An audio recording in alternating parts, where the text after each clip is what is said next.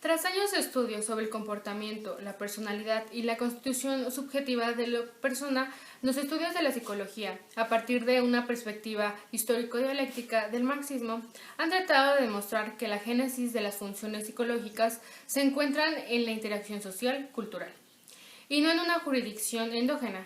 Vygotsky, hace más de 50 años, declara que el desarrollo cultural del niño se da primeramente en el plano social y después en el plano individual, en el interior del propio niño. Explica así esta génesis. Primero el individuo realiza las acciones exteriores, que serán interpretadas por los que le rodean, de acuerdo con los significados culturalmente establecidos. A partir de esta interacción es que le será posible al individuo atribuir significados a las actividades individuales y desarrollar sus propios procesos internos psicológicos, que pueden ser interpretados por él mismo partiendo de los mecanismos establecidos por el grupo y comprendido a través de los códigos culturales compartidos por los miembros de este grupo. En este sentido dice que todas las funciones en el desarrollo del niño aparecen en dos momentos, primero a nivel social y después a nivel individual. En primer lugar, entre las personas interpsicológicamente y después en el interior del propio niño, que es intrapsicológicamente. Todas las funciones superiores se originan a partir de las relaciones reales entre los individuos humanos. Para Vygotsky, las funciones psicológicas superiores deberían ser comprendidas en las relaciones sociales presentes en la vida del individuo, siendo el hombre un participante activo en el proceso de creación de su medio ambiente, y no determinado por este. El hombre es un ser social y cultural que en una historia que se desarrolla, que parte de lo interpersonal a lo intrapersonal, teniendo un lenguaje como mediador de todas las relaciones.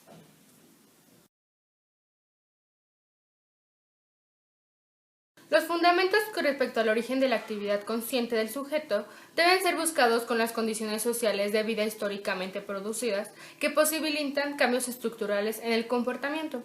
Por lo tanto, los motivos biológicos de la conducta, los motivos superiores y las necesidades aparentes acompañan el comportamiento que se subordina a la percepción inmediata.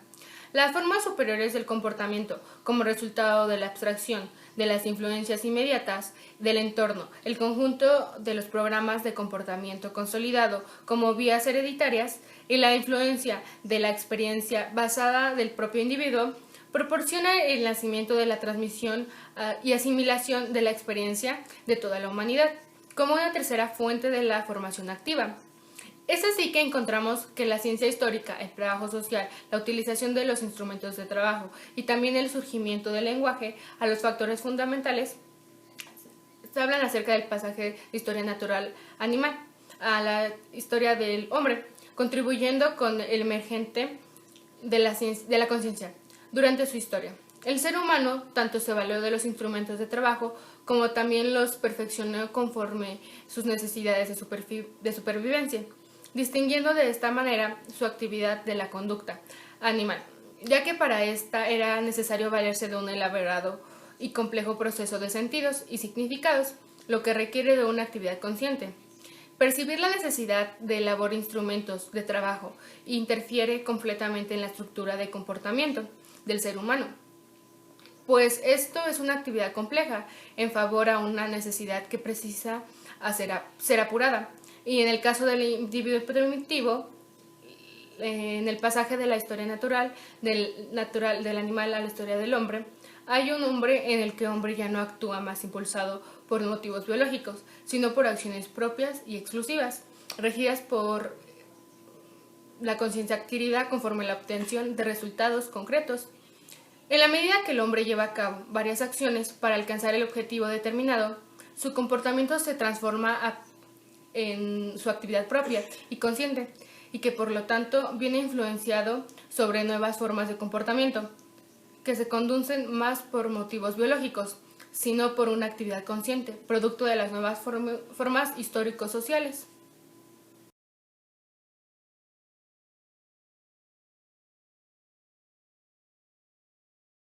Para Vygotsky, el pensamiento es el reflejo generalizado de la realidad que se concretiza por el medio del lenguaje, que está siempre asociado al pensamiento en general, diferenciándose de la palabra que trae consigo un rasgo de abstracción. Por ejemplo, la expresión de un pensamiento se da por medio de diferentes palabras. Sin embargo, el pensamiento engloba de una sola vez la acción pensada, su contexto, su color, ubicación, etc.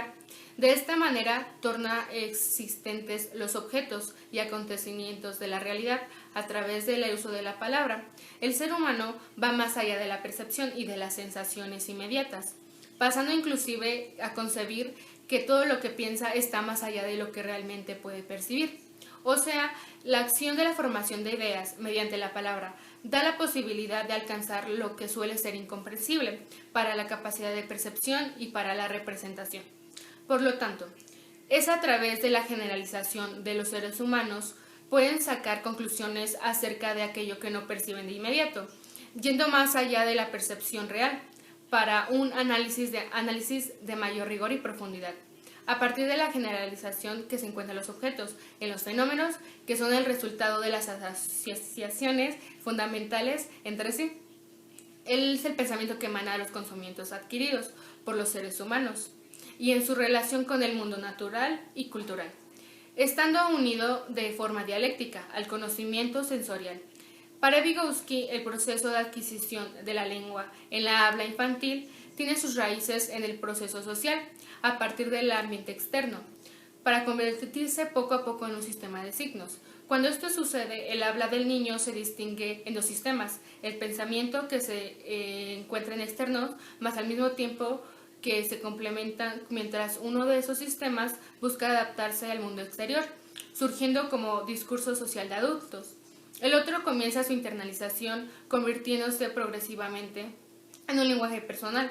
En ese proceso de discurso interior, el sentido de la palabra superar significa la propia palabra. Es importante destacar que según Vygotsky existe una diferencia entre el significado y el sentido.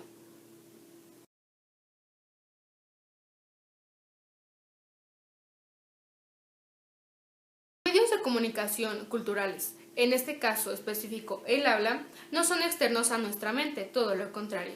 Ellos se desarrollan en ella. Así, un niño que llegó a dominar el lenguaje como una herramienta cultural nunca más será el mismo.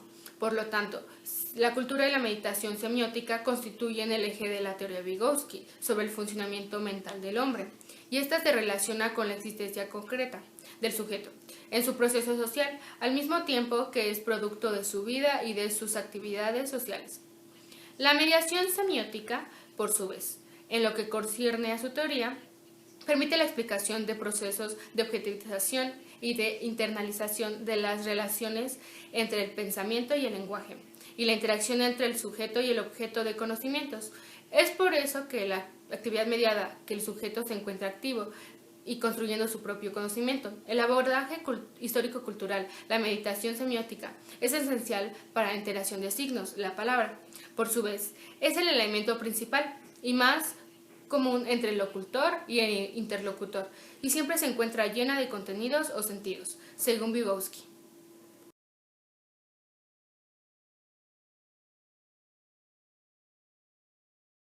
Histórico-cultural apunta también la mediación semiótica a través del signo y la interacción con el otro, como elementos constituidos del sujeto. La palabra es que va constituyendo las relaciones entre las personas, estableciendo normas, conceptuando lo que es cierto y lo errado, definiendo las verdades y mentiras, delimitando los discursos, distinguiendo lo normal de lo anormal y lo que es entendido como deficiente y lo que no es.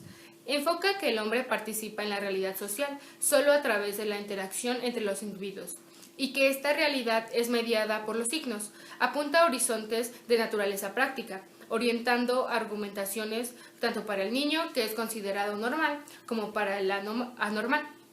El abordaje histórico-cultural, Vygotsky enfoca los instrumentos que actúan como mediadores de la acción del hombre en el mundo, siendo el instrumento utilizado en la transformación de la naturaleza y el signo como regulador del comportamiento individual. El control de la naturaleza y el control del comportamiento están estrechamente vinculados, así como la alteración provocada por el hombre sobre la naturaleza ante la propia naturaleza del hombre.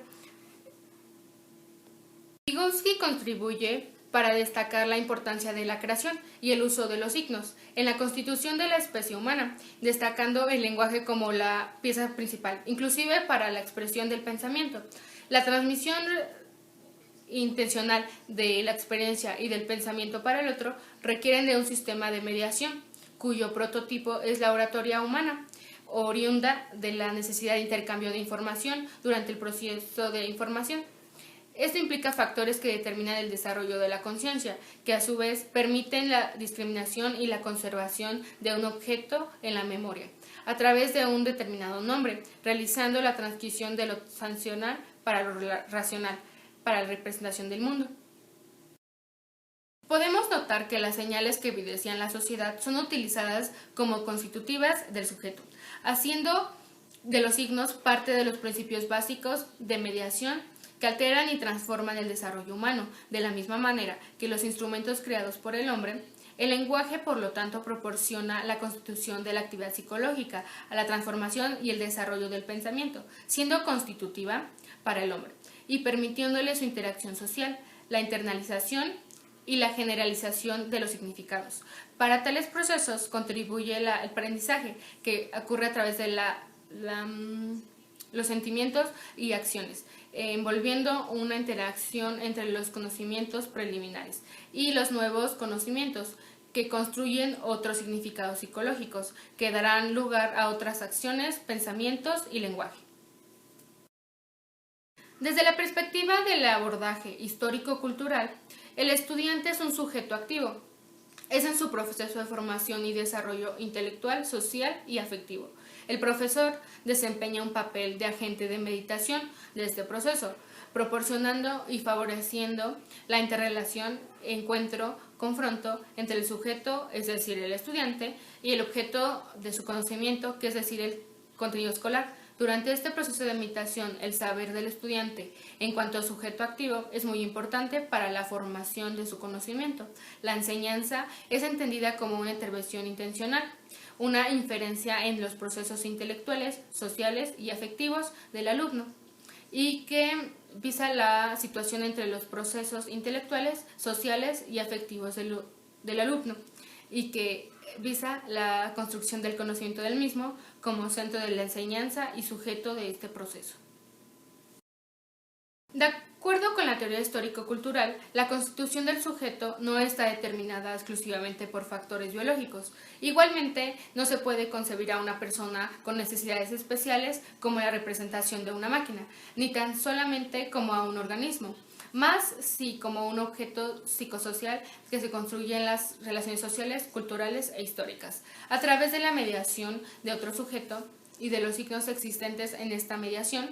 En esta perspectiva teórica, el lenguaje ejerce un papel y una función excepcional. Se concibe al ser humano como un ser eminente simbólico, siendo el lenguaje el responsable del proceso de transformación de las funciones psicológicas, interpersonales e intramentales, dando lugar así a la constitución del pensamiento, de la conciencia y de las otras funciones psíquicas superiores, propias de la especie humana.